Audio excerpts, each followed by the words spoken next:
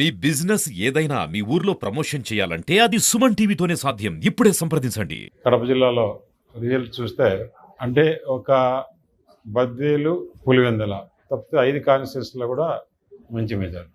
ఇక్కడ కూడా గట్టిగా పోరాడి షర్మిల లేకుండా ఉండింటే ఈ పార్లమెంట్ సీట్ కూడా మంచి మెజారిటీతో గెలిచే సీటు కడప సీటు. ఎందుకంటే అవినాష్ రెడ్డి ఇక్కడ జిల్లాలో చేసిన దందాలు, వివేకానంద రెడ్డి మర్డరు, ప్రతి విషయంలో కూడా ఈ ప్రొద్దుటూరులో చూస్తే ప్రొద్దుటూరు ఆర్థికంగా ముందు నుంచి పూర్వం నుంచి కూడా మంచి టౌన్. ఒక మార్వాడి కూడా లేకుండా యావత్ భారతదేశంలోనే ఉండే ఊరు ప్రొద్దుటూరు ఒకటే. ఎందుకంటే ఫైనాన్స్ కంట్రోల్ అంతా కూడా ముందు నుంచి కూడా ఇక్కడ వైశాస్ బాగా చేసేవాళ్ళు కాబట్టి సెకండ్ బాంబేగా ప్రొద్దుటూరు గోల్డ్ మార్కెట్. అటువంటి టౌన్ను మొత్తం పాడు చేసి దీని ఒక గుట్కాలో కూడా ఇక్కడ డబ్బులు ఇచ్చి గుట్కా వ్యాపారం ఎమ్మెల్యేనే మట్కా. అలాగనే క్రికెట్ బెట్టింగ్కు ప్రొద్దుటూరు అడ్డా. ఇవి కాకుండా మొత్తం ప్రొద్దుటూరులో ఎవరు మున్సిపాలిటీలో ఇల్లు కట్టుకోవాలంటే వాళ్ళ బామర్ది బంగారెడ్డి, అతనికి డబ్బులు కట్టాలి. నేను ఒకటే చెప్తున్నా ప్రొద్దుటూరు మున్సిపాలిటీ ప్రజలకు, ఎవరెవరి దగ్గర మీ దగ్గర బలవంతంగా వసూలు చేశారో మీరు వచ్చి స్వచ్ఛందంగా కంప్లైంట్ ఇస్తే మీ డబ్బులు వాపసు ఇచ్చే మార్గం న్యాయంగా చేస్తామని చెప్పేసి తెలియజేస్తున్నాను.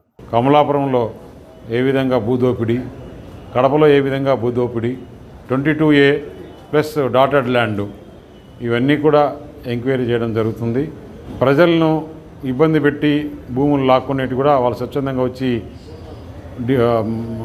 మొత్తం వాళ్ళు కంప్లైంట్ చేస్తే తప్పకుండా వారి భూములు వాళ్ళకి ఇప్పించడము ఇవన్నీ జరుగుతుంది. అలాగే ఏదైతే ఎలక్షన్లో ఈ సూపర్ 6 చెప్పారో అవన్నీ కూడా అమలు చేయాలి. డెవలప్మెంట్ సైడ్ కూడా మున్సిపాలిటీలు అయితే అసలు ఏమాత్రం క్లీన్ లేదు, మంచి శుభ్రం లేదు, దోమలు ఎక్కువైపోయినాయి. అసలు పరిపాలన గురించి పట్టించుకునే నాదుడే లేడు ఇక్కడ. ఎవరి దగ్గర కూడా మీరు కొనాల్సిన అవసరం లేదు, దళారులు ఉండాల్సిన అవసరం లేదు.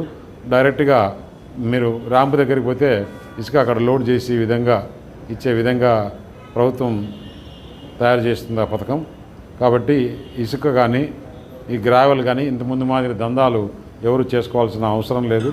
అలాంటి ఏదైనా ఉంటే కూడా మీడియా కూడా మా దృష్టికి తీసుకొచ్చేస్తే నేను తప్పకుండా అధికారుల దృష్టికి తీసుకెళ్ళి తగు చర్యలు తీసుకునే విధంగా చేస్తాం. ముందు మాదిరి ఇక్కడ ఏదైతే అధికారం ఉందని చెప్పేసి ప్రజల సొమ్ము విచ్చలవిడిగా దోచుకున్నారో ఇప్పుడు ఇక్కడ ప్రజల పాలనే ఉంటుంది కానీ ప్రజలకు ఏ విధంగా నచ్చే విధంగా ఉంటుంది కానీ జగన్మోహన్ రెడ్డి పాలన మాదిరి ఉండదు. దౌర్జన్యాలు ఉండవు, ప్రతీకార చర్యలు ఉండవు, కక్ష సాధింపు చర్యలు ఉండవు.